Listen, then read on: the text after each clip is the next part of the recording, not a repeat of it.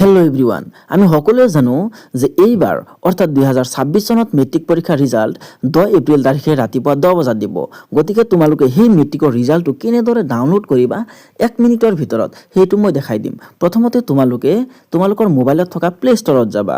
যে প্লে ষ্টৰত গৈ এনেকুৱা ধৰণৰ এটা ইণ্টাৰফেচ দেখা পাবা আৰু তাত তোমালোকে সাৰ্চ কৰি দিবা যে ASSEB ৰিজাল্ট RESULTS ৰিজাল্টটো লিখি সাৰ্চ কৰি দিবা। সাৰ্চ কৰি দিয়াৰ পিছত এনেকুৱা ধৰণৰ এটা ইণ্টাৰফেচ আহিব। তাত মোৰ ইয়াত ওপেন বুলি লিখা আছে, তোমালোকৰ তাত ইনষ্টল বা ডাউনলোড বুলি লিখা থাকিব। ঠিক আছে, তোমালোকে ডাউনলোড কৰি ল'বা।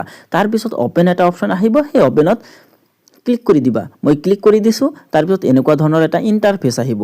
তাৰপিছত তোমালোকে ইয়াত যে লিখা আছে কাৰেণ্ট ইয়াৰ ৰিজাল্টছ, তাত ক্লিক কৰি দিবা। ঠিক আছে, ক্লিক কৰি দিয়াৰ পিছত এনেকুৱা ধৰণৰ এটা ইণ্টাৰফেচ আহিব। অলপ সময় ল'ব পাৰে। ঠিক আছে, তাৰপিছত এই যিটো সিলেক্ট এক্সাম ইয়াৰ আছে, ইয়াত তোমালোকে 2026 চনটো সিলেক্ট কৰি ল'বা। এতিয়া মই এটা ৰোল নম্বৰ জানো যিজনে 2018 চনত দিছিল। ঠিক আছে, সেই 2018 চনত যে দিছিল সেই ৰোল নম্বৰটো জানো, গতিকে সেই ইয়াৰৰ মই ৰিজাল্টটো চাম। তোমালোকে ইয়াত 2022 আছে, 2026 আছে, 2025 আছে, 23 আছে, যিটো ইয়াৰৰ চাব বিচাৰা সেইটো ক্লিক কৰি ল'বা। মই 2018 চনতটো চাম, মই ক্লিক কৰি ল'লোঁ। তাৰপিছত যিটো ৰোল আছে সেই ৰোলটো তোমালোকে নিজৰটো লিখি ল'বা।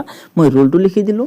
তাৰপিছত ইয়াত আছে এণ্টাৰ নাম্বাৰ, তোমালোকৰ ৰোলৰ নাম্বাৰ যিটো আছিল সেই নাম্বাৰটো লিখি ল'বা।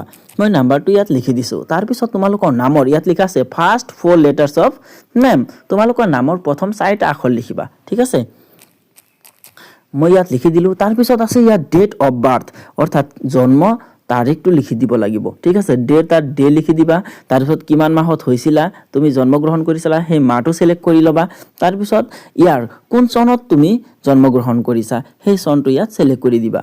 তাৰপিছত ইয়াত লিখা আছে এণ্টাৰ কেপচা, এই কেপচাত ইয়াত লিখা আছে 5742, ইয়াত লিখি দিবা। তোমালোকৰ যিটো আহে সেইটো লিখি দিবা। ইয়াত মোৰ আহিছে 5742, মই 5742 লিখি দিম যে 5742। তাৰপিছত ইয়াত লিখা আছে গেট ৰিজাল্ট, এই গেট ৰিজাল্টত ক্লিক কৰি দিবা। চোৱা, গেট ৰিজাল্টত ক্লিক কৰিছোঁ, লগে লগে ৰিজাল্টটো আহি গৈছে। এতিয়া ডাউনলোড কৰাৰ বাবে তলত আছে ডাউনলোড ৰিজাল্ট, ইয়াত ক্লিক কৰি দিলে ৰিজাল্টটো ডাউনলোড হৈ যাব।